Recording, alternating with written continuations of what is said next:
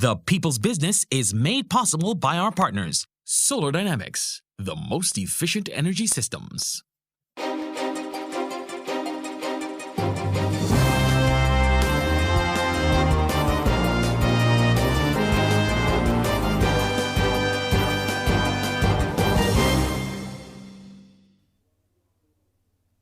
Good evening, I'm Shane Jones and welcome to the People's Business. We are well and truly living in the age of technological advancement. Every single day, millions of people across the world conduct business online.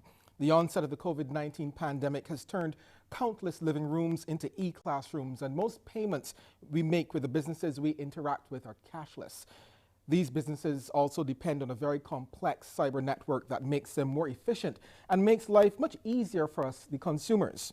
However, for all of the positives of living in a cyber world, there is also a very serious threat, and the threat that is getting too close for comfort. Tonight on The People's Business, we look at cyber security. We have a wonderful and high-powered panel joining us virtually to help us get a better understanding of some of the major issues surrounding the topic. Our guests tonight are Dwight Robinson, who's the president of the Information System Security Association Barbados chapter, cybersecurity consultant David Gittins, Dion Olton, who is a cybersecurity lead consultant, and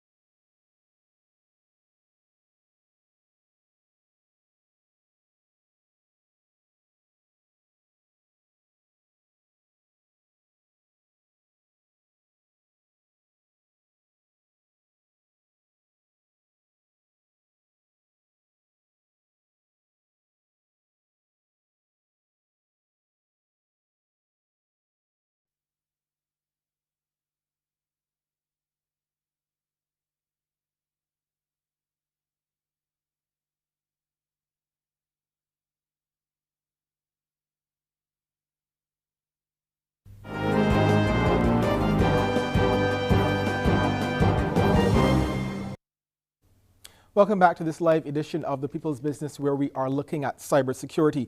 Now, before we jump into the meat of the matter, I'm going to ask our guests in their opening remarks to describe how important the cyber network is to our everyday lives and what cybersecurity exactly is and what it means in a general way, so that we can set a good platform as we for our viewers at home and as we go forward in our discussion tonight. As we said, Dwight Robinson is the president of the Information System Security Association Barbados chapter. Let me start with you. Give me your opening remarks. Okay.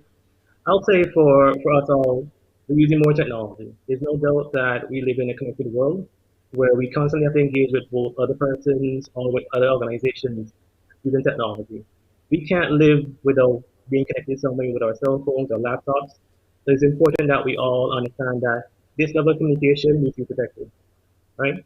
It's important that we all use it in an appropriate and secure manner, and that for organizations it's more important because we also have regulations that guide how to use this technology. So it's important that we all use it in a secure manner and protect the information appropriately. Okay, thank you so much. David, your opening remarks? Barbados. Information is something that is needed to do everything today.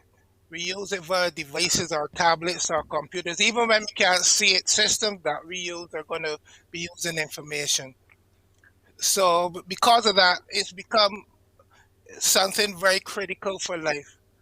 Now, what is important is the protection of information, and that is where the discipline of cybersecurity comes in. You don't want the information to be lost. You don't want it to be somehow messed up. You don't want people to get information that they shouldn't have.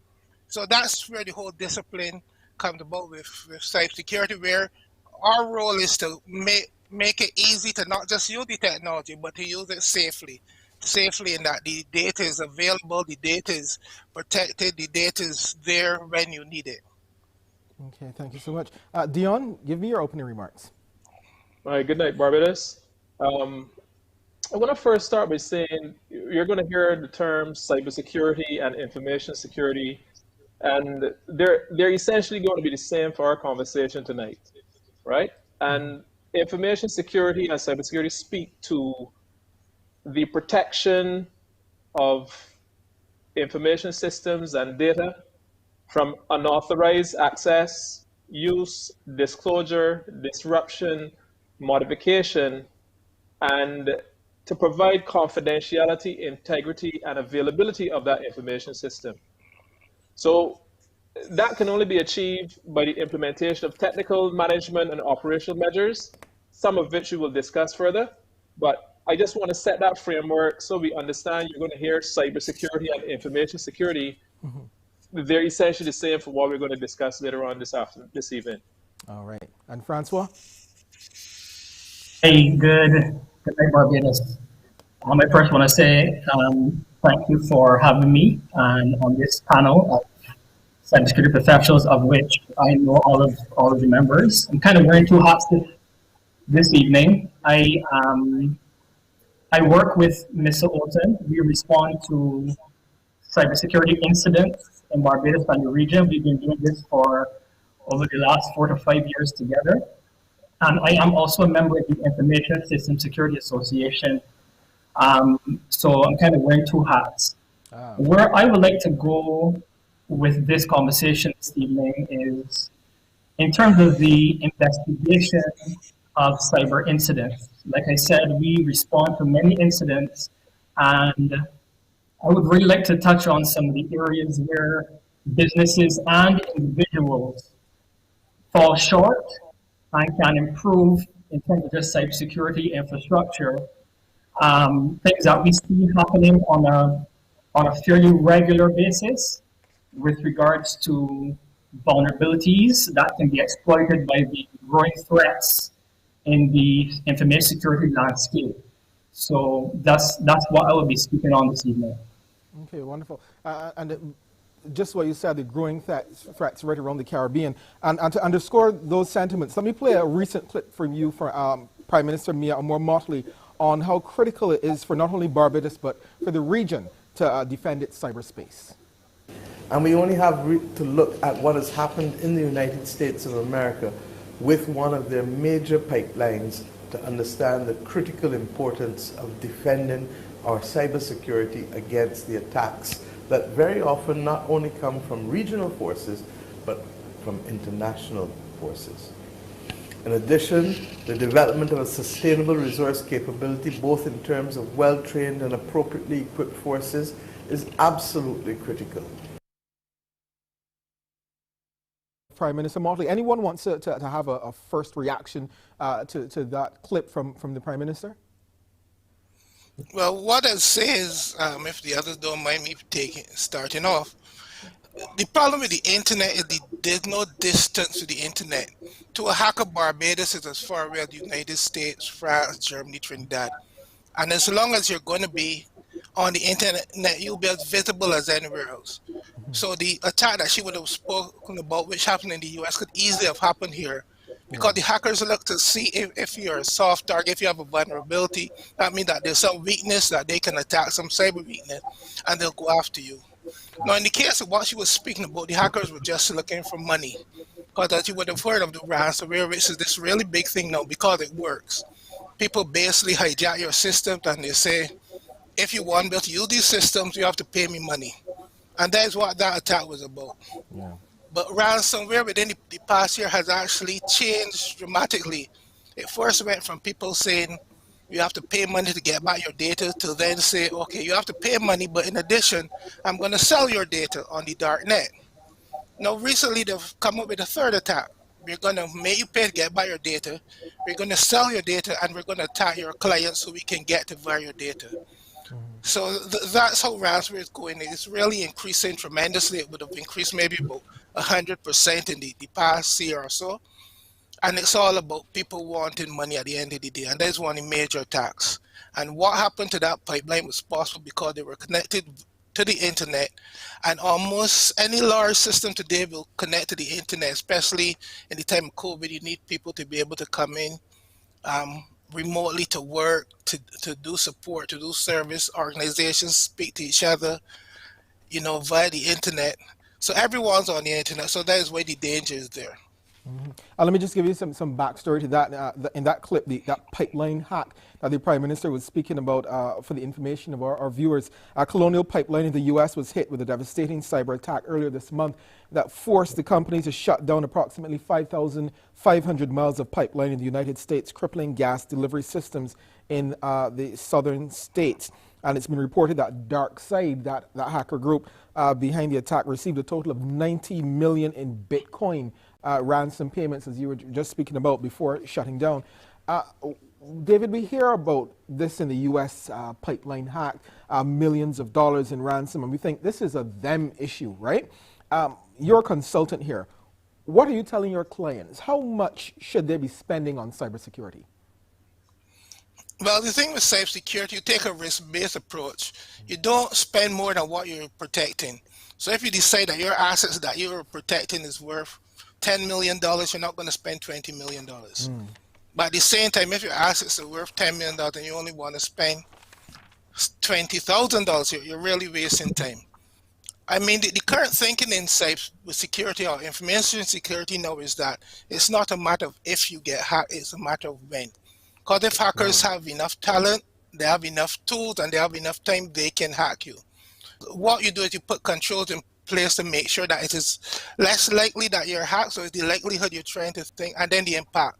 You want to make sure when you're hacked, the impact is not that tremendous. And that's what we do. And so cybersecurity consultants like myself and security organizations would recommend that you use certain best practices, certain controls, certain frameworks, certain hardware, software, etc. So that you're looking to basically reduce the likelihood of being hacked and reduce the impact for when you get hacked. There's no one who can claim truthfully that they have an unhackable system or unhackable organization. That just doesn't exist today, especially if you're on the internet. That's pretty scary, though. You're saying no one has an unhackable system, and it's just a matter of not if but when. Dion, you want to take a stab at it? Yeah. First, I want to zone in on the fact that the Prime Minister of Barbados has recognized that cybersecurity is important, and the protection of the critical information assets are important. Because if you put that in the Barbados context, when you look at the critical assets of government, or of any organization for that matter, it can be, for the US it was the pipeline, but it can be our Treasury Department, it can be Registration Department, it can be BNOC, BNTCL, or oil distribution companies. It can be a private sector entity. And it's important, I think it's very important that the Prime Minister came out directly at that time and kind of raise a red flag and say, hey guys, this is important stuff. This has the potential to affect the economic development, public safety, and national security of this country. And that's what I take away from her comments, right? And as a consultant, when we speak to our clients, we try to ensure that they follow best practice. They need to train the users. They need to ensure that they do adequate testing of the environment.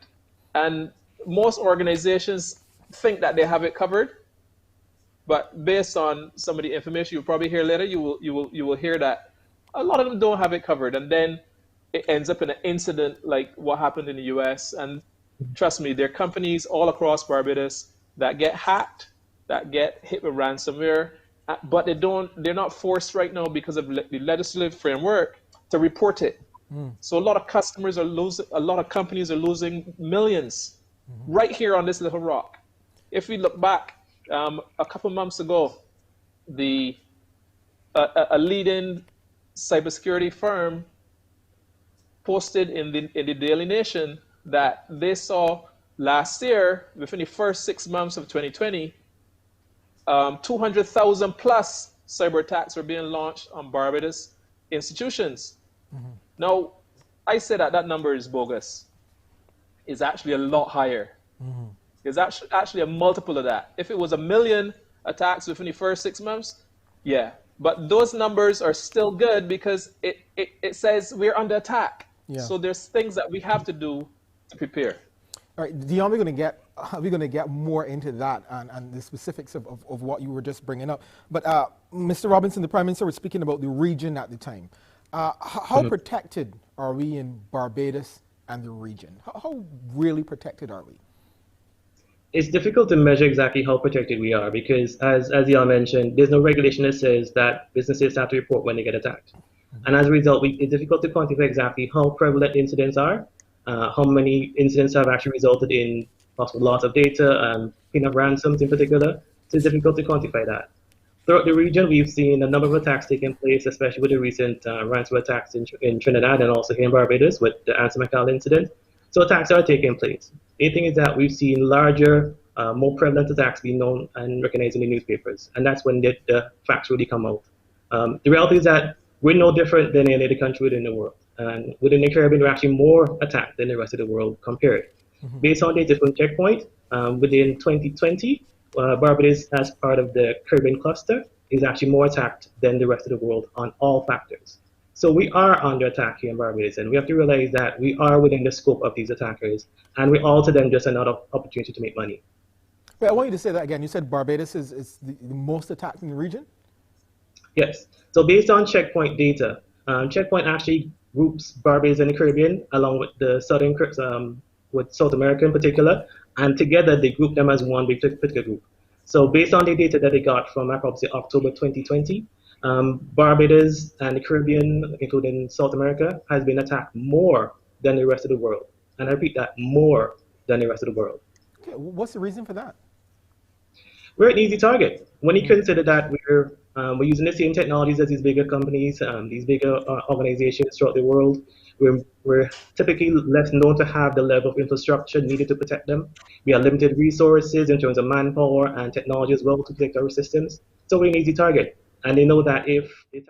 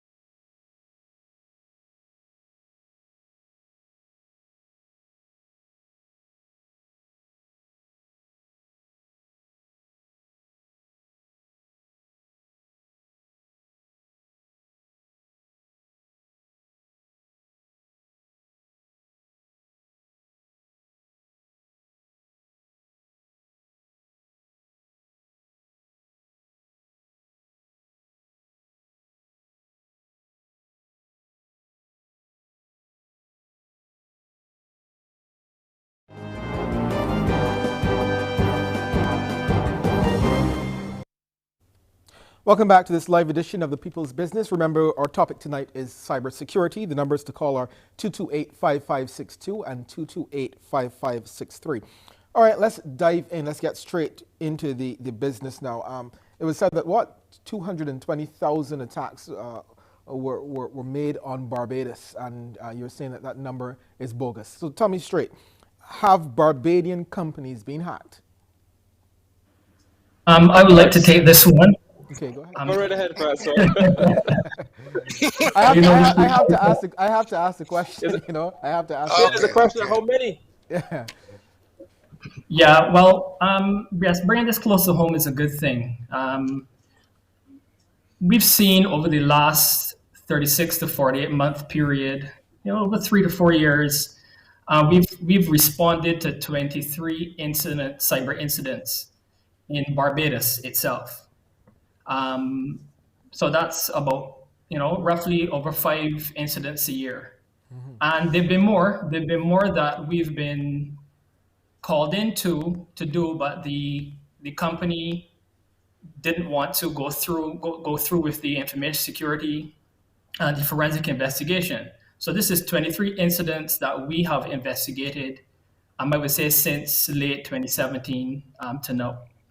Some of these incidents have been very, very major, costing companies, on average, I would say $500,000 to one, either recover from the incident, to pay for the cybersecurity investigation, and obviously in downtime, because time is money. We responded to an incident where the organization was down for 2 days, and for those 2 days, it cost them roughly 600,000 Barbados dollars each day.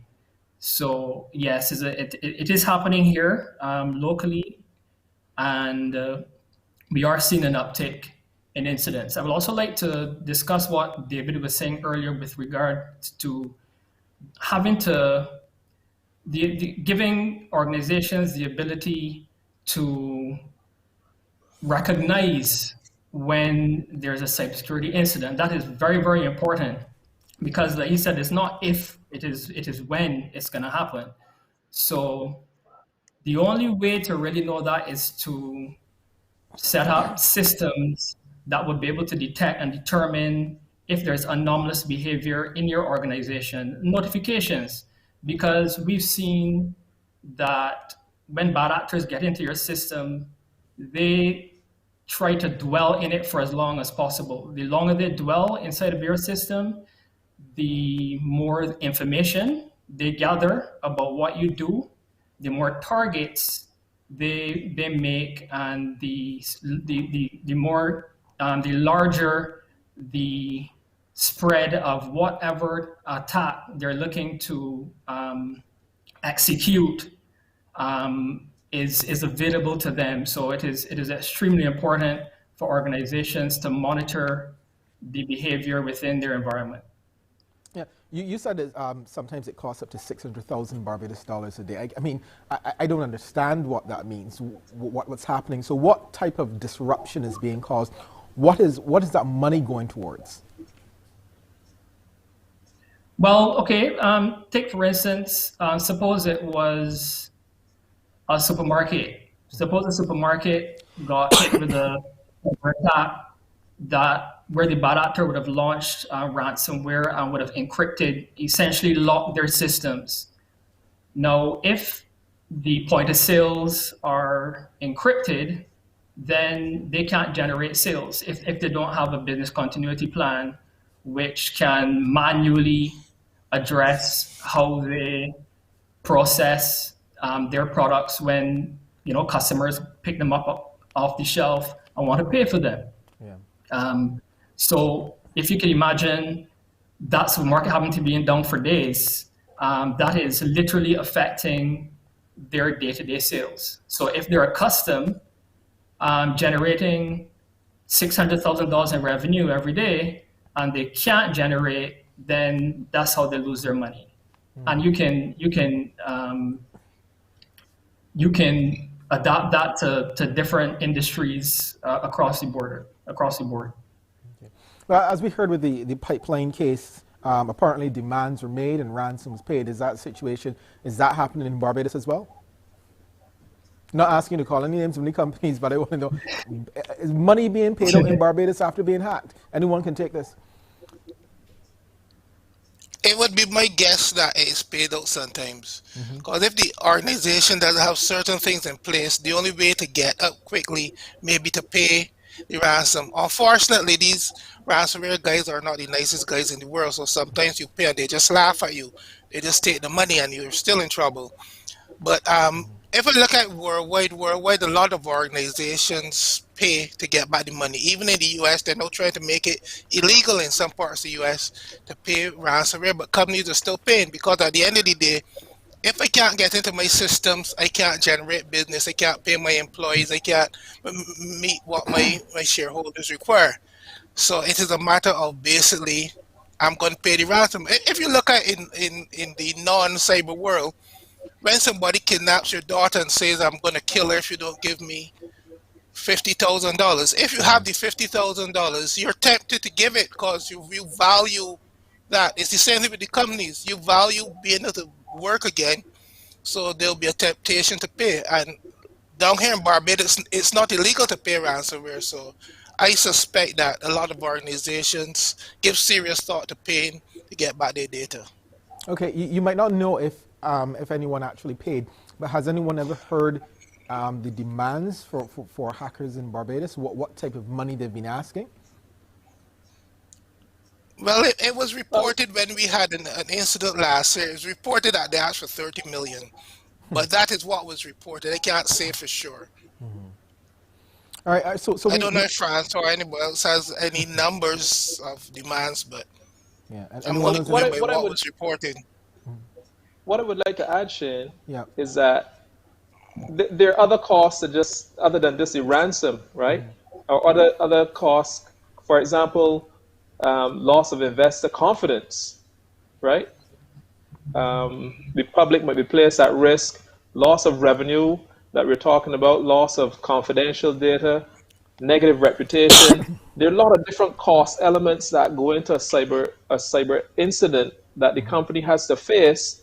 So while we might sit here and say the ransomware note might look for 600,000 or $100,000 or whatever, there are other costs that are associated with the incident, the recovery costs, the cost of paying staff who are sitting down at work because they don't have access to their computer system. Yeah, You got to pay them, yeah. right? There are a lot of costs that are into the overall incident. And when you add it all up, it is a real big number. Is there any is there any is there any positives in reporting when you've been hacked? Is it just that it's embarrassment you don't want to say? What are any positives? Can you encourage people to Well, take well, report? well, I would say the positive would be if you're thinking of yourself, but the community, because if you let people know what sort of crime is going on, then people can prepare themselves, and the authorities can also prepare themselves.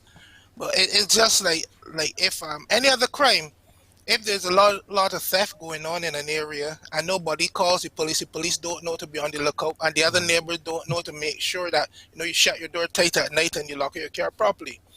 So the benefit is to the society as a whole if you let people know exactly what happened to you, and then other people can prepare, and they might also be able to learn based on how you react and respond to it. You might be able to, and some companies have done this. They've been attacked, and after they recovered, they told people, okay, this is what we did. Step one, we did this. We called in this firm. We did this thing. We put this notice in the paper. We spoke to our shareholders or bankers or whatever. So what happens is by you suffering, you allow others to benefit from your experience. So that is one benefit. But it's possible that a lot of people feel embarrassed or they figure, well, I'm going to be in trouble with shareholders. Somebody's going to get fired. Customers are not going to want to come to me. My competitors, they're going to, start moving in on me. So I believe those are reasons why people don't want to report it. But society would benefit from the reporting.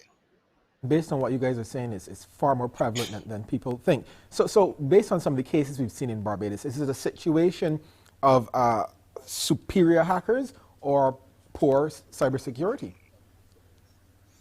It's not a matter of superior hackers. I mean, hackers know in the olden days, hackers had to be really good, know their stuff. But now criminals are now selling hacking software and hacking services. Things like botnets that they use to take down companies. They're supposed to rent those. I mean, the hackers that who have certain skills, they can be rented by other organizations. So the people doing the attack might not be the greatest in the world, but they know where they can purchase the skills to shut you down, put rounds around your system or some other malware. So that is how it is moved. In the olden days, the hackers they did everything themselves. They needed all the skills and all the knowledge and thing. Today they can go and buy services off the dark web. They can buy networks to attack you. So they can buy services to attack you. They can rent certain things to attack you. So it's not a matter that people are better. It's just that a lot of these things have become like commercialized. A lot of cybercrime is actually commercialized. Where if you have the money, you can go and buy the tools, the services, whatever, to do the nonsense that you want to do. Companies and as Barbados as a nation, are we learning anything from all these hacks and these attacks? Well, I would say there's some companies out there that are following the best practice, right? And best practice suggests that you have adequate investment in the technical, management, and operational areas to defend your cybersecurity. And those areas, in terms of technical, make sure you have a firewall, make sure it's configured properly, have some sort of monitoring in place to take a look at behavior within your organization. Train your end users, because your end users are the most valuable asset within your organization. And have a management structure. Follow the IT security best practice and conduct assessments on an annual basis at minimum to ensure that you are following a path. And some companies are doing it. I mean, we come across companies that do it who've been able to dodge the bullet, but then there are others that are oblivious, who might not have the budget. Mm-hmm. Sorry, go ahead. Finish your point. Yeah, some might be oblivious to what is required, have a lot of data, but don't have the know-how, don't know where to turn.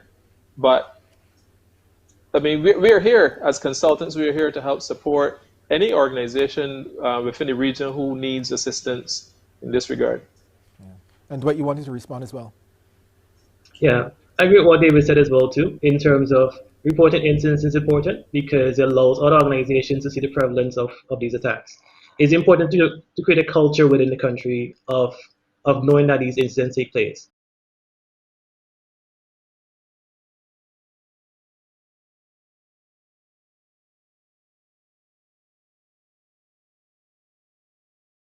That attacked the anti-Macau group.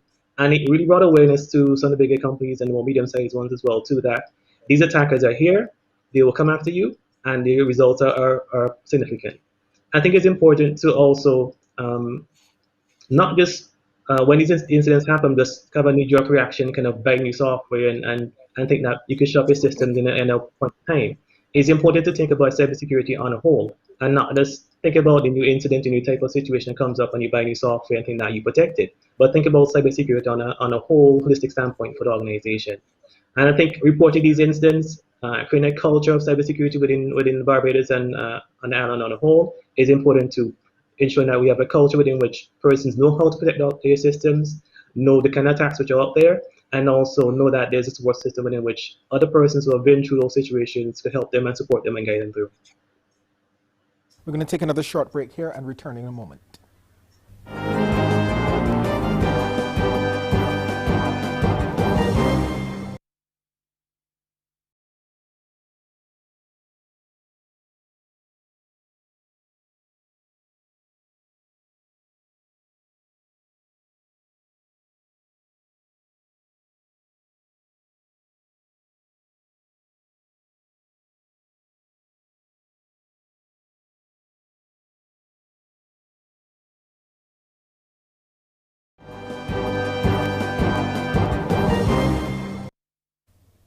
Welcome back to the People's Business Live. Remember, the numbers to call are 228-5562 and 228-5563. We're discussing cybersecurity. We dealt with some really heavy stuff in terms of companies and these big hackers. Let me ask a question now that some of our more mature viewers have been asking. Has it become less safe to use your credit card online? I wouldn't say it has become less safe. Do you think you can use things online if you're aware of certain precautions? There's certain things you do with your credit card, like you don't go on social media and show someone a picture of your credit card. If when you have a pin on a card, you don't write it and stick it at the back of the card. Yeah. Like say if you go to ATM, you don't just stick your card and you're on your phone not watching well, someone watches what you're doing and they catch your pin and such like. So it's possible to use things safely if you're aware of the precautions. For example, a lot of people like this free Wi-Fi. I mean, as Bajans, we like freeness, but you don't want free Wi-Fi if you're going to be doing transactions where you're going to be using passwords and pins and this sort of thing. So if you want to do your online banking, yeah, you can do it, but make sure that you're not using free Wi-Fi. And then there are basic things like using strong passwords and making sure that you're using it on a machine where you have basic things like antivirus and firewall. So as long as you use basic controls, you can do things relatively safely. Okay, let's go to the phone lines now and say good evening and welcome to the People's Business. You're on the air. Good evening. Good evening. Good evening to your panel, to our listeners and our viewers. Just a question I want to ask the security consultant. But I had an experience where a maintenance man was doing some work at the house, and his cell phone rang, and the call came through the landline. There's two different numbers, and I hear the number because I have a dual phone. So it didn't ring the normal ringtone. I hear the intercom ring. So when I pick up, I hear him, and I put it back down. So I wonder, it may not be seen as a big thing, but I wonder if there's any cause for concern that his cell phone could ring, and it could come through my landline. You want to take that? I'm not sure what would have happened there. I've never heard of anything similar. I'm not saying it's not possible because there are all sorts of strange things that can go on, and hackers have been spending a lot of time looking at how to hack like cell phone networks and things. But I'm not sure what would have caused his cell thing to come through your landline. Thank you. Okay. All right, Dwight, before we went to a break, you mentioned a culture of cybersecurity. I want to spend a little more time on that so you can expound it and get a bit deeper into that. Right. So creating a culture is where you're looking at not just having consultants know exactly what needs to be done for your business. It's a matter of having everyone within the organization knows exactly what their part is to protect information. I'm looking at not just the senior executives of the board, but all the way down to middle managers, clerks, people at the front desk. So everyone has a sense of that information must be protected appropriately. They know exactly what to look for as part of the process. They're adequately trained in terms of understanding what the red flags look for. They know exactly how to respond to incidents. And then in terms of if something ever happens, they know exactly how to respond, who to report to authorities in terms of protecting data appropriately. If there's a privacy incident, for example, they know the process for that in terms of notifying persons in some way. So it's a matter of creating a true sense that everyone knows their part and understand that the information must be protected appropriately based on importance, and ensuring that adequate safe protocols are in place as well too. We can be discussing and talking about this issue for the entire night, and there are people that are home watching and thinking that cybersecurity is not that necessary. Saying, nah, it's not for me. How do we get people to think that it doesn't apply to them, to take it more seriously? That has been a problem for a while.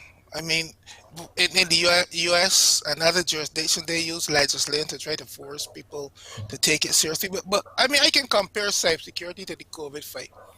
Cyber attacks are invisible like COVID. You don't see them. And most of the time, they don't know no symptoms. So you tell somebody, oh, there are 1,000 attacks going on. A lot of people simply do not believe it. They don't care. So that is the same way how some countries have problems convincing people that COVID is real and it can kill you. In a lot of countries, there's the same sort of problem convincing people that cyber attacks are real and they can do you real damage. Yeah. Yeah, we have to get people to believe that it is something real and it is something serious. Okay. Dion was asking, how do we get people to take it more seriously? I think you wanted to respond to that as well. Yes. Well, one of the things that we have done back in 2013, one of the things that we have done, we have started a public awareness campaign, and what we would do, we have this website, thinkclicksurf.com, and we push a lot of content out there for kids, teachers, parents, and it's a portal where you go to and you can see how to navigate certain issues safely. The days of old of just going online and doing your business and be safe are gone.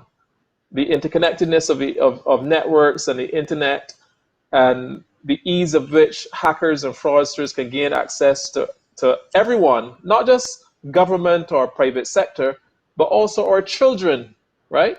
Our children are also at risk. So, Shane, this is a conversation that would take the whole night. But the good thing is that, I mean, we have started the effort of creating that public awareness campaign out there to drive awareness. Let the kids, we go into schools and speak to kids about being safe online. Don't share your passwords. Don't share your school. Don't share information of where mommy and daddy works with strangers. Don't accept friend requests from strangers on social media. So there's a lot of things that can be done and that we're promoting out there to help our kids be safe online and the public on a whole. We're going to go back to the telephone lines and say good evening and welcome to the People's Business. Hi, good evening. Hi, good evening. Yes, hi. Okay. Good evening to you and your panel. I just wanted to make an observation. Normally, as they say, sometimes you would, if you're in an organization and you notice you get like a suspicious email, and you might send it off to your security personnel, but then you notice that nothing really comes back. They don't come back to say, well, hey, this was a suspicious email, or this was genuine, nothing of that nature. So then you're left wondering. So I guess that's probably why a lot of persons are not, they don't really take it seriously. And sometimes also too, what I've noticed is that there may be attacks, but unless you are paying attention to what's happening, you wouldn't notice. For instance, sometimes you might be typing in an application, and then for whatever reason you realize words are missing, letters missing, there may be a space where there wasn't any space, subtle things like that, and you begin to wonder if you're being attacked. So I was just wondering if the panel can shed any light on things like that. Is that a form of cyber attack or not? Thank you so much, ma'am. I can say straight off the bat, you seem to be a little more vigilant than most. Who wants to respond to her? Oh, right. I was actually, when listening to her, I was commending her on doing the right thing to start with, sending the email to her cybersecurity officer. A lot of users don't even recognize that they're being attacked, and they don't know how to respond. And it's a policy thing. Could I ask you, do you have cybersecurity awareness training at your organization? Yes, we do. Did you have a policy that you needed to sign off on to say that you are aware of the do's and don'ts in the organization that you work for? Yes. Great. So that means that you're also accountable for your actions. So I would say that they're actually doing a decent job in training the user, which we've all said is an integral part of any cybersecurity program. I think I would call it the most viable investment an organization can make is to train their users, because you're the last line of defense.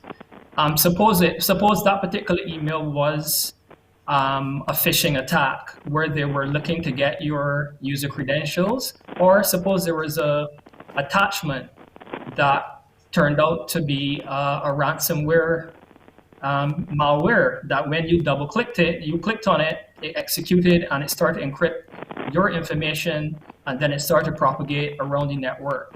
So you could have possibly saved your organization from a major cybersecurity incident, because in the field, the majority of the time, that's how it starts. Just by a user being unaware and clicking on a link or sharing their information, and everything cascades from there. So I think that your organization is doing a good job, and you are what we would call a hardened user. Just that we have to harden our networks. The user is a part of our network, and it seems that you're a hardened user and you're an asset to your organization. Panel, how do we get more hardened users? Because a lot of people watching at home might be saying, a lot of these terms are going over my head. This lady seems like she knows her stuff. You called her a hardened user. Is there any training available for those who want to better educate themselves and how to protect themselves? Yes, actually, there's a lot of training. A lot of organizations do training. The government actually has a website in conjunction with a UK organization where you can get free security awareness training. Various organizations like Francois, no, sorry, Dion would have spoken about going into schools, and different organizations do that. I know the ISSA Barbados chapter, which I'm a member of. We do that. We go into schools and churches. So in terms of training, there's a lot of training out there. Some has to be paid, but it depends on the organization what you want. There's some online training packages, but security awareness training is something that's very available. It's very available. Okay, let's go to the telephone lines again. Good evening and welcome to the People's Business. Don't listen to your television. Hello? Hi, you're on. Oh, all right. You tell me don't listen to the television. Hello? Yeah, I told you not to listen to television. You have a question? Yeah. I want to ask a question. Is Shane? Yeah, this is Shane. I can ask a question. You're not watching me on TV? Huh? Go ahead with the question, sir. Yeah. I want to know, like, you know, when you go to the supermarket or any business and the computer's down, they tell the computer's down. I want to know if that there will be part of the cyber, if that part of the cyber attack. Okay. If someone, like, you know, they're hacking in the computers also. All right, fair question. We're going to take a short break and come back and answer your question on the other side of the break, okay? All right.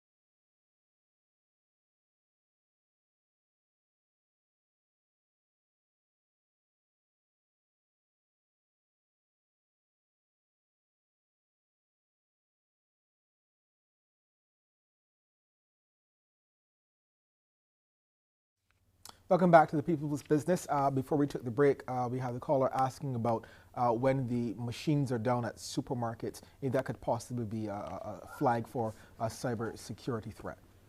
Gentlemen? Well, there's several reasons for a system to be down. Sometimes it could be a software problem with the particular special program you use. Sometimes it could be the operating system. Like a lot of people still use Windows. It's not always reliable. Sometimes it could be a network problem where something with the network cable or the wireless connection, or it could be malware or some other attack. I mean, there's several reasons why something a system can be unavailable, and it's not really fair to assume that it's a result of a cyber hack. Sometimes it is, but it's not a fair assumption. Okay. Now you said some people still use Windows. So I know there's a lot of debate going about. People have their preference. Is Apple more secure than Windows? Well, you have It is to not. look at right, and you I'll have just to one look minute. at the use of it. Yeah. Yeah, I Right? agree. There's nothing to say that any particular operating system is more secure than the next. Okay. It's just a matter of what is more commonly used by users. And the reality is that for most of the world, it's Windows operating system. So of course, as an attacker, you attack the system that's most used by the largest population. It's common to say that other operating systems like Apple or Linux are more secure, but the reality is that they're being used by fewer persons, and as a result, they've been attacked less. There are still vulnerabilities for Apple. There are still vulnerabilities for Linux as well too. So there's really no difference. On the question of the supermarket, as David mentioned, there are a number of reasons why they might sit down. Often cases, one of the main things to look for in case of considered an attack is that there's extended downtime. So if the downtime is pretty minimal, I wouldn't jump to the conclusion that it's an attack or some kind of malware of some nature. As David mentioned, it could be connectivity for the wireless, the internet, perhaps interfaces between the two different systems. It could be as simple as just an upgrade that went incorrectly. So the number of reasons that systems could be down is often very temporarily for short periods of time. Just a matter of this nature of systems and software. A lot of people are trying to get in. The calls are lighting up. Let's take another call. Good evening and welcome to the People's Business. Good evening. Hi. I have one question and one comment. My question is, do the security experts find there are a lot of hacks coming from within the Caribbean? And if so, why is it that we're not seeing, well, not as far as I've seen, any arrests or many of them? Well, I would say attacks are coming from within the Caribbean, but often with attacks, it's difficult to attribute an attack to a particular country because of VPNs and computers themselves being attacked. Attackers could then use your laptop they're using at home as a gateway to attack other systems. And someone on the opposite end would never know that they've been attacked through your system. That's why there's something called botnets. And botnets often operate in such a way that they would then use your system or group of systems to attack other systems as a gateway. So I won't say there's any particular way that we could know and attribute with 100% clarity that attacks are coming from Barbados, Puerto Rico, Trinidad, but in truth, it might be from China, Russia, some other country. But there's no certainty within which we know that. Often, what they do is that they analyze certain attack types and certain tools and say, based on this type of attack, is attributed to a certain hacking group from a certain country, and that's how they kind of get a soft confirmation that the attacks are coming from somewhere in a particular place.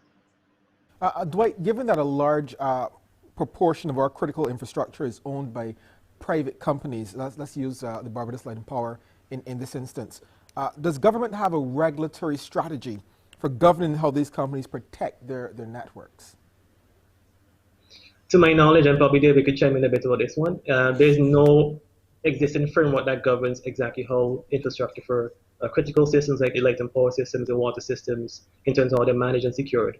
Certainly within the US, there's a NIST framework that governs a set of controls and processes that instill a clear framework as to the controls and obligations within which systems must be protected based on their importance.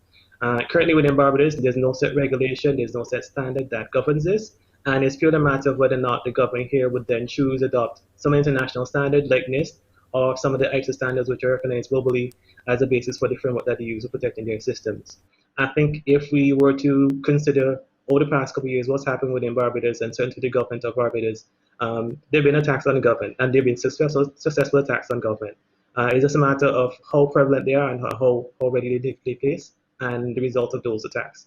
I think it's important to consider that now that there's an emphasis by the Prime Minister that to recognize that international attacks are taking place and the result of these are costing millions of dollars, that having a framework in place for Barbados is critical at this time, and that moving towards having this framework that encompasses all the government in terms of one holistic framework for protecting information is needed across all ministries. Do you want to take a bite at that and maybe offer a suggestion of what we should be doing in Barbados? I think between the ministries and often within the Caribbean, from what I've seen, we have different ministries, departments, and agencies within government. And historically in the past, these have been very paper-based systems. So they've kind of continued that culture of having very paper-based systems and owning their own data. As we move towards having more critical systems which are using and processing data on a digital platform, using different systems on a whole, you're dealing on a lot more information, and you need persons who are experienced in terms of protecting data, managing it, and securing it in order to protect these systems. So I think on a whole, it's most important for government to see that they should consider protecting their ministries as one major system, perhaps centralizing these systems and making it easier to gather the resources in terms of security personnel, adequate tools to protect these systems as well too, and also monitoring systems that could protect them and detecting the incidents in case they ever happen. Okay, so if someone breaks into your house, we know we can pick up the phone and call the police.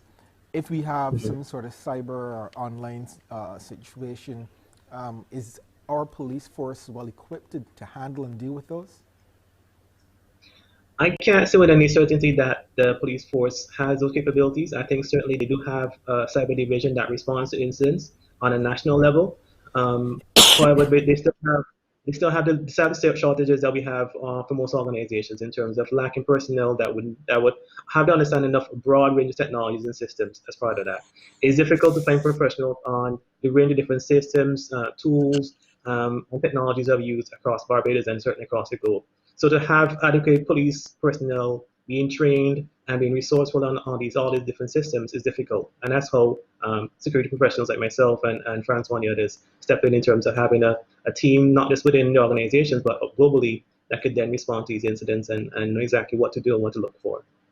Francois, you want to take a stab at that one in terms of the police?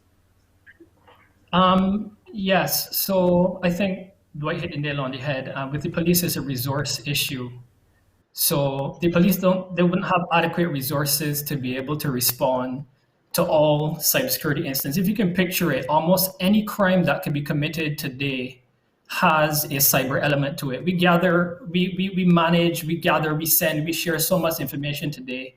If I committed fraud, or if I went down to the corner store to steal bread, I could have texted my friend or accomplice to help me do that. So from the very basic to the very complex, the ability to gather, and there are procedures, right or wrong ways to be able to just collect this information, to process it as well and to analyze it, and as well to report on it, is a critical role with regards to cybersecurity, and have the resources to do that will be a challenge for the government or firm or organization.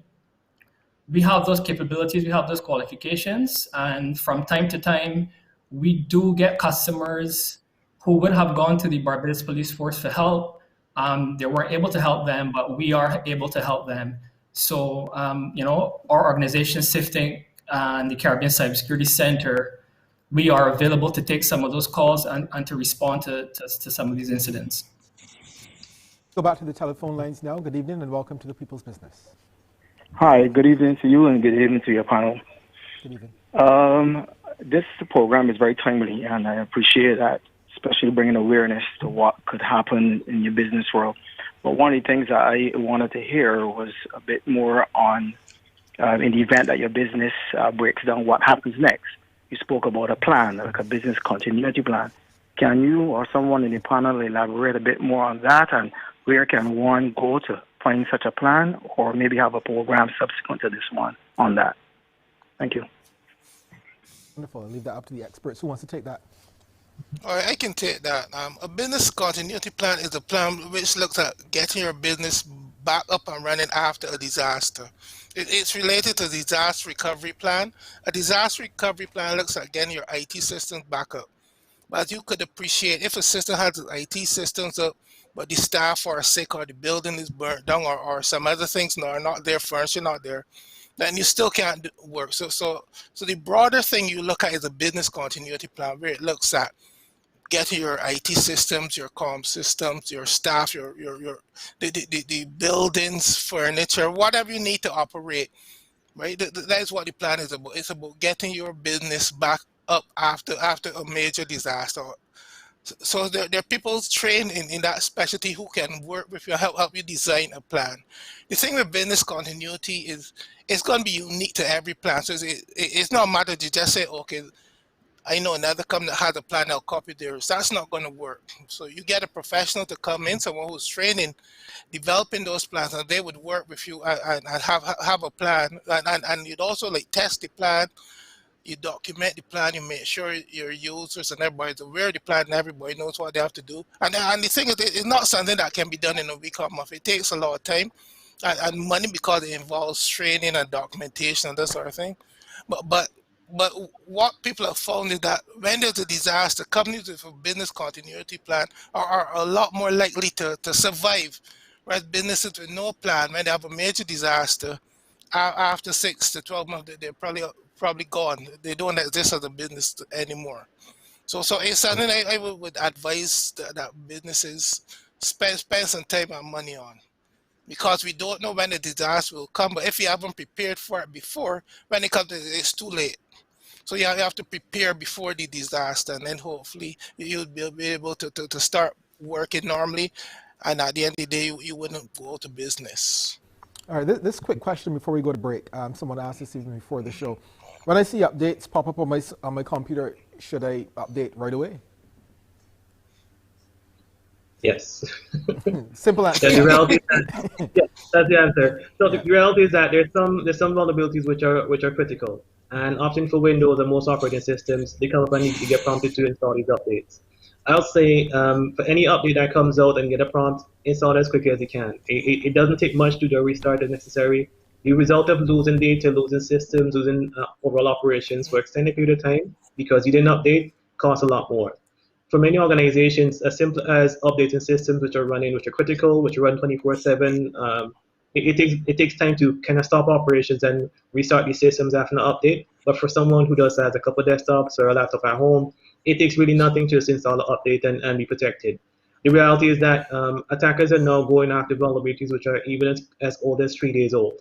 For bigger systems like SAP, they've seen attacks coming out within 3 days, within which these vulnerabilities are being patched. And that's a very, very quick turnaround between having something being known as a weakness and attackers going after these systems. So I'd say shortening that time span within which you know about something that is a known vulnerability and addressing it is the best thing you can do to protect your systems. All right, time for another short commercial break, and when we come back, we're going to head back to the phone lines.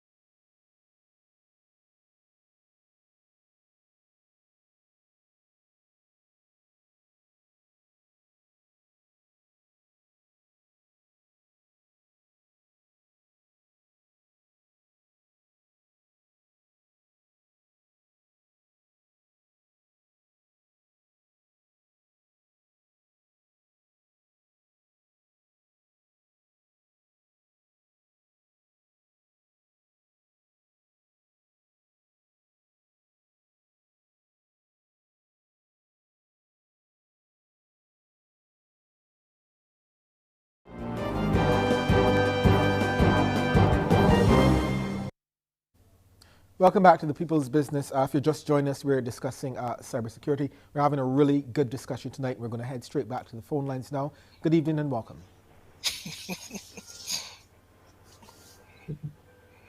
Hello? Hi, good evening. You're on. Yeah, good night, Shane, to you on the panel. How safe is internet banking when you're using your cell phone and also using your cell phone to pay bills? That's a good question. Something I do a lot. Right. I'll say that is more so easy if you know exactly which app you're using for your banking or for paying bills. I think with most banking platforms, especially known banks like Scotiabank and First Caribbean, they have very stable banking applications which work very well, and you should probably have a lot of confidence in them. I think we should be concerned with is if we see a new icon that looks slightly different from the icon that you know for your mobile banking application, or somehow you get a prompt by email saying, oh, change your password here for your mobile banking, or something that looks suspicious, not just on your mobile banking application itself, but maybe via email, then you should be concerned that you might be an attack in that scenario. And that's where having that kind of vigilance of seeing, knowing exactly what type of email might be suspicious, or knowing what type of wording from in terms of the alert might trigger your response. So I say, yeah, most cases, if it's a known app and you downloaded the app from the Google Store or the Apple Store for that platform, you should have pretty good confidence in it and use it with pretty good overall comfort knowing that information is secure. I think it's more so you yourself and knowing exactly that you don't share your credentials with someone else. You log into the web-based portal for these systems outside of the application itself, as David mentioned, using like an open Wi-Fi connection, or maybe just using your banking application in some place where it's in clear line of sight of other persons. As simple as that. So having a good vigilance in terms of your internet hygiene itself is important, and now protect your data in addition to the mobile app being self-insecure. Thank you very much. And to follow up on the caller, not only on cell phones, when I enter my banking information in any browser, what should I do immediately after? Well, I would say if your browser is one of the popular ones, the known browsers like your Edge, Microsoft Edge, it's probably best to use Microsoft Edge instead of one of the older operating system browsers like Internet Explorer, which is pretty old. I would suggest you use one of the newer browsers like Microsoft Edge, Google Chrome, or Mozilla Firefox. That way you know that you have a stable browser that is up to date. It's also a matter of updating your browser regularly as well too. I think if you're concerned about using your online banking or using your paying your bills online with your laptop, if possible, don't store your password on the browser or on the machine itself. If you have to log in 5 times in one day, type in your username and password 5 times within that one day. So if you're concerned about your credentials being stolen and someone else accessing your account, I suggest you use those practices or avoid having your password being shared or exposed in any undue manner overall. Okay, I'm really liking these questions for the average Joe. Let me ask another one for the average person on the information highway. Antivirus software for personal computers. The free ones, are those good enough, or should you really spend some money and buy some antivirus software? Anyone can take it. I would say some of the free ones are good, but what was it? Say do your research, see what other people are saying about them. But it's critical with antivirus software to make sure that it is updating because you get new virus signatures to combat new attacks. Make sure it's updating and make sure it's running. Because some malware will actually turn off your antivirus. So you're saying, oh yeah, I installed an antivirus, but you might not realize that it's actually not working because the malware turned it off. But yeah, I mean some of the free ones are good. But the only way to know is maybe just check to see what people are saying about them. People have found a particular problem with a particular one. But even if you don't want the free ones, most the paid ones for personal use are fairly cheap anyhow. So I mean, it might just be 50 or 60 US for a 1 year subscription. So if you don't want to go free, you don't have to pay that much money usually. And the caller asked about using paying stuff on phones. Can phones get viruses? I know I've seen so much about that online. Can cell phones get viruses? Yeah, certainly cell phones can get viruses. Yeah, you can go ahead. Yeah, anything that has a processor, operating system, and applications are vulnerable. So your cell phone is vulnerable, your laptop, your server that runs your email, any system out there that we use that has an IP address that can be accessed, phone or not, is vulnerable. So that's why we were saying before, make sure you do the patching, make sure you have antivirus. Those are best practices. Make sure you use strong passwords, because the hackers and fraudsters out there operate in the community and they look for vulnerabilities. They look for weaknesses in softwares. They look for systems that are not patched. They look for old systems that are still out there that are accessible. And then they know, you don't have to go and create it. They know the vector or the means through which to gain access to it. So if you have an old phone, as we were talking about phones just now, if you have an old phone, you're at a higher risk of being breached and accessed than if you're running a newer phone that's being updated on a regular basis. Okay, we have another call on the line. Good evening and welcome to the People's Business. Hello? Good evening. Hi, Hello? you're on, ma'am. Oh, I am asking this question. If what about the platforms that we use for communication between, I don't know, businesses like Zoom and whatnot? Can these be, can they suffer too from hacking? And is there any way to secure these things, or do we just have to live with it? Good question. Who wants to take that one? Yeah, I'll take that question. I would say Zoom skyrocketed in terms of popularity within the pandemic. So I'll say certainly within early last year, Zoom has been a very popular topic because not only were they more prevalently used, but also they themselves were attacked as part of the process. I'll say Zoom was attacked significantly during the start of this pandemic because of how prevalent it was as a platform, and they themselves found significant vulnerabilities as part of that process. They reviewed their systems, they addressed these issues, and got them updated. What's important for you as a user is that you yourself ensure that your version of Zoom is updated on your machine, and that other persons who are using the platform also update their system as well too. It's also important to be mindful of the communication and also having good Zoom hygiene, or good call conference hygiene, in terms of ensuring that if you have a link being shared for your platform, ensuring that persons have provided a password and that password is protected and not shared among other persons. If you have a call such that a person could join the call without being prompted, that you have a waiting room to allow persons who may not necessarily on your call or should not be on your call to sit there until you allow them in. So there's certain hygienes you could also adopt as a business to ensure that your messaging or your call platform is protected, and ensure that persons who should not be on that platform don't have an opportunity to hear what they shouldn't or see content that they really shouldn't. I want to also go back to the previous question as well too about cell phones. I think for a number of persons, you make buy a cheap cell phone by some carrier and use it. But one of the reasons that cell phone is actually cheap is because it has an outdated operating system. So a lot of persons don't realize that same cheap phone that you're using is not cheap because it really is cheap. It's cheap because it's outdated. So you might buy a cheap cell phone and say, oh, it's a perfectly fine working phone, but in terms of its operating system, it actually exposes you because it doesn't have any update. So you might actually be exposed as a result of using that old phone. You may have all access to the Google Play Store or to the the Apple Store, but the phone itself is outdated, and that exposes you. The next factor then is also where you access your applications. So if you're accessing applications, downloading them from outside of the official stores for your mobile platform, you're exposing yourself significantly to attacks as a result of this. And that's probably one of the main reasons why mobile platforms are more being attacked, because persons are accessing applications outside of the way they should and using them in ways that they really should not be using them. They're often modified versions of like WhatsApp and other applications that persons are using and downloading them from third-party application stores in order to get certain features that you don't typically get. In some cases, getting free versions of paid applications, and that exposes you significantly. And that's one of the main ways that persons on mobile platforms are being attacked.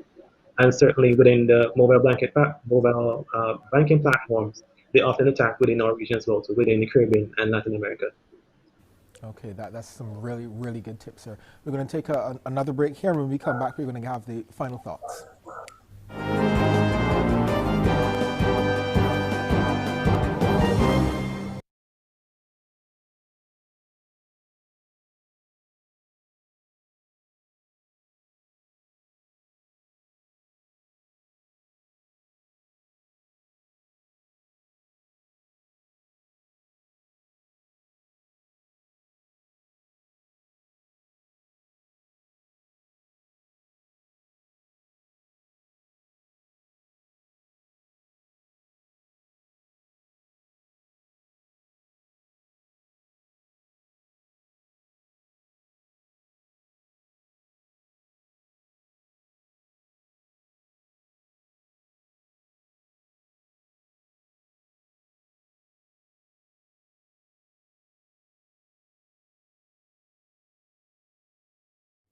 Welcome back to the People's Business. We're into our final segment. We still have some time before we wrap, so let's head back to the phone lines. We've been having a really, really good discussion tonight, and a lot of people have been calling in, asking questions, and contributing online as well.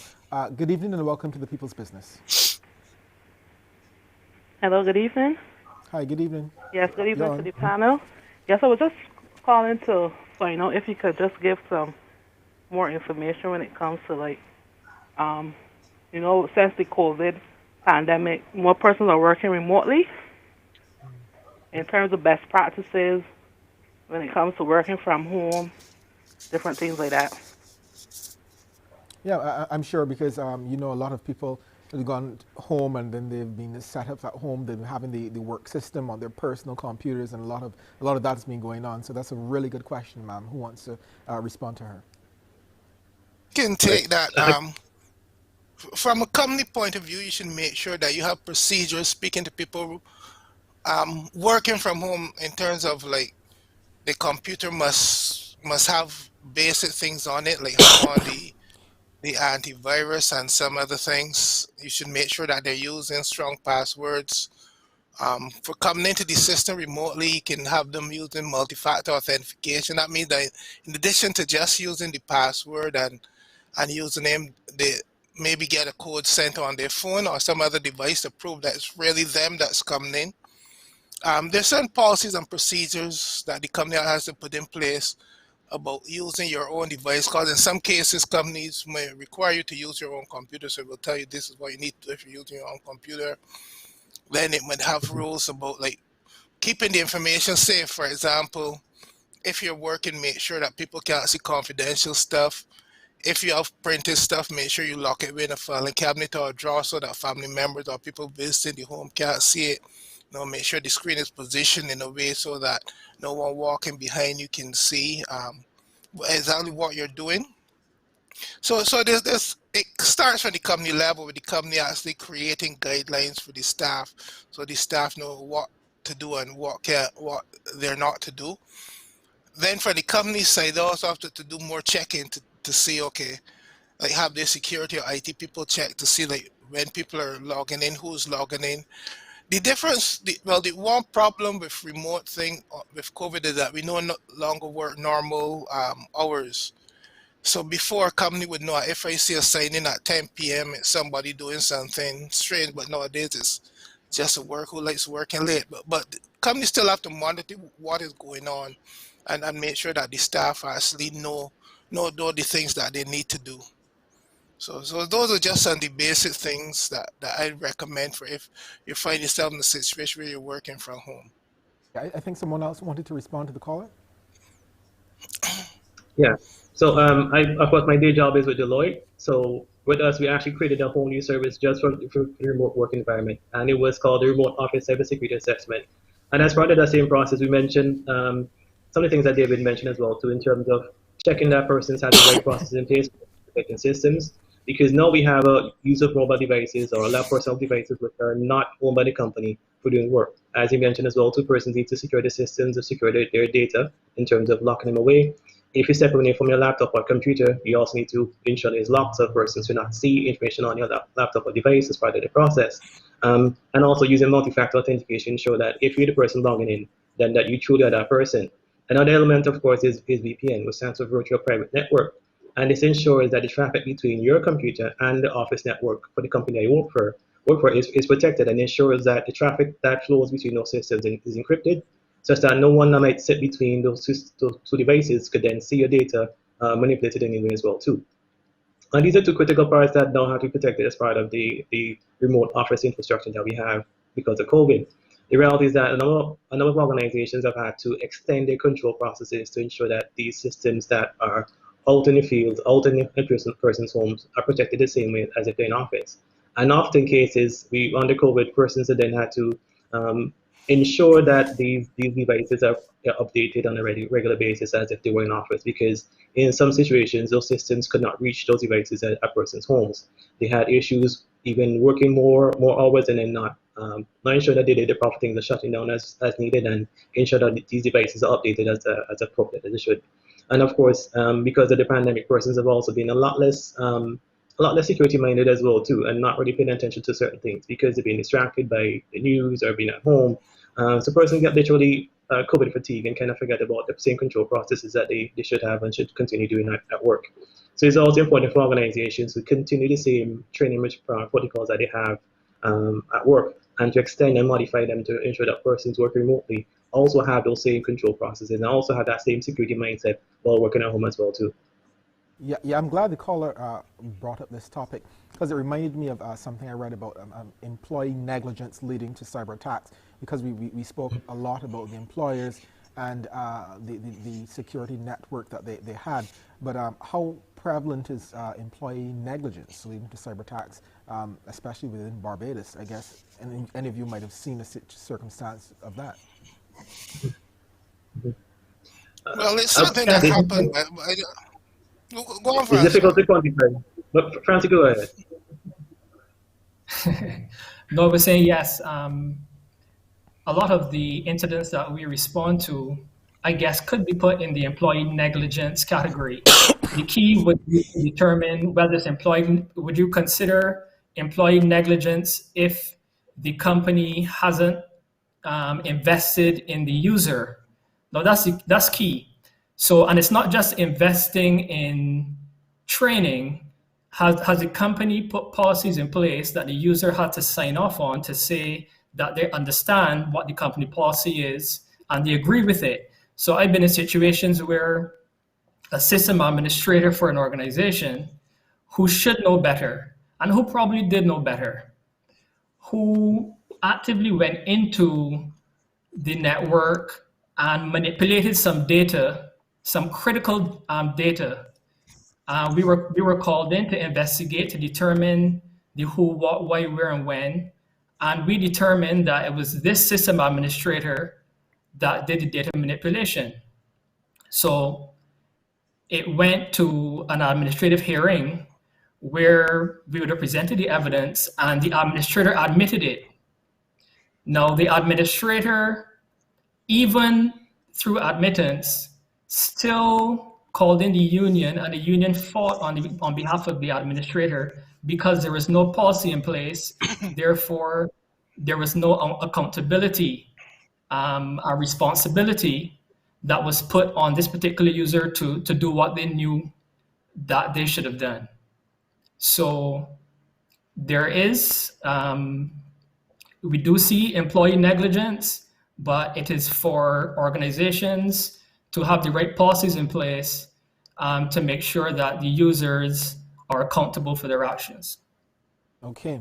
All right. At this time, I'm going to invite the panel to give their final thoughts and wrap up and lay down your final arguments on what's been happening in Barbados, as well as the way forward and what should be done. Dwight, I'm going to start with you. Yeah, I'll start by saying that every organization must have a chance to consider that security is something that they have to consider not just as an IT problem, but an organizational problem. We've seen a lot more incidents take place in Barbados, and they will continue to take place. In terms of attacks, we've seen a rampant increase in ransomware incidents, and that's going to continue for quite some period of time because of the prevalence of cryptocurrency overall. I think what's important is for organizations to consider exactly what is most important to protect first, and come up with a strategy in terms of understanding how these attackers might attack your system. Consider also what resources you could use, not necessarily buying all new systems in particular, but in particular considering exactly what you could do on the most practical level in terms of your training, in terms of your processes, in terms of your monitoring, and then radiate out into more minor systems that could then be protected as part of the process. I think it starts with understanding what's most important to you as a business to protect first, and then protecting those systems and that data, and then radiate outwards to less critical things. And that would ensure that if you come up with a solution that protects the system and protects your business, it's one that protects what's most important to you first, and that will give you a most cost-effective solution. Okay, great.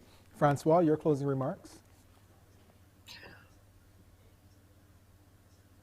To look at cybersecurity in a holistic view. So we need to look at the people. We talked about the human factor. We need to look at the processes, the policies that we have in place, and then the technology. So the controls that we put in place in order to reduce the risk of incidents occurring. If we look at it this way, I was said in the program earlier, it is not up to the IT department to secure an organization. It is for everybody because it affects every business process and operation within the organization. So once we look at it in that holistic manner, then we would be able to prioritize what our cybersecurity risks are. And once we can prioritize, then we can apply the appropriate controls and then reduce and manage the cyber risk moving forward.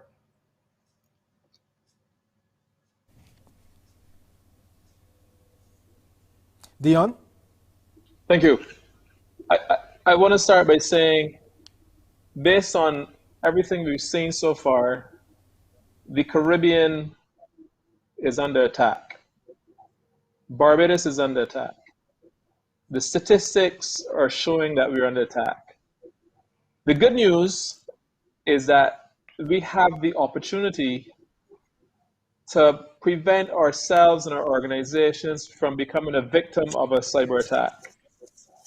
And the art of defending an organization requires many approaches. You know, if it's a large organization, you need to look at your firewalling, your intrusion detection systems, make sure you have security awareness for your staff.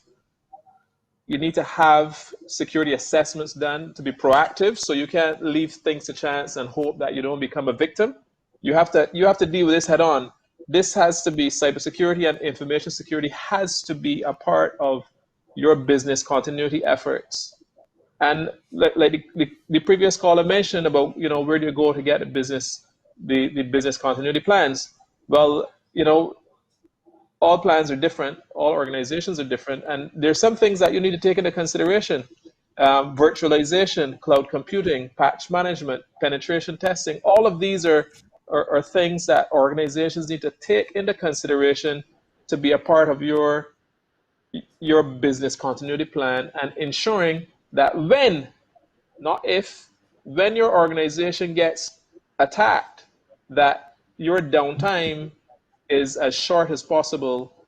The impact on your organization from a commercial perspective, from a financial perspective, all those are reduced.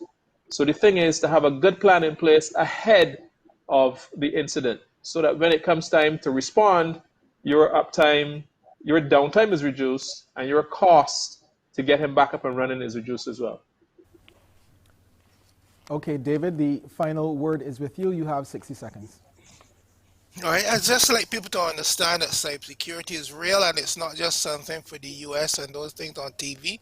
It happens in Barbados. Just because we can't see the attacks doesn't mean it's not happening. I would advise all organizations to try to find out where they are in terms of cybersecurity, to go and hire someone knowledgeable. If they don't have the in-house staff, hire a company or a firm or a specialist so they can do an assessment to see where they are with cybersecurity. Once they see what it is that they're lacking, then they can follow the recommendations and based on what they want to protect and their budget, etc., and the values of the organization, then they can make a plan, because everyone's response will be different. But if you don't know where you are, you don't know exactly how to respond. So I'd advise companies to get some sort of risk assessment or IT audit done so they know where they stand in terms of cybersecurity, and from there they can then make a plan to make it less likely that they're successfully attacked or that the impact of an attack is anything too bad. Okay, thank you for joining us tonight as we discuss the ins and outs of cybersecurity. Thank you to our absolutely brilliant panel. It was hugely informative. And thank you to our viewers both on TV8 as well as online. I'm Shane Jones. Good night and be good.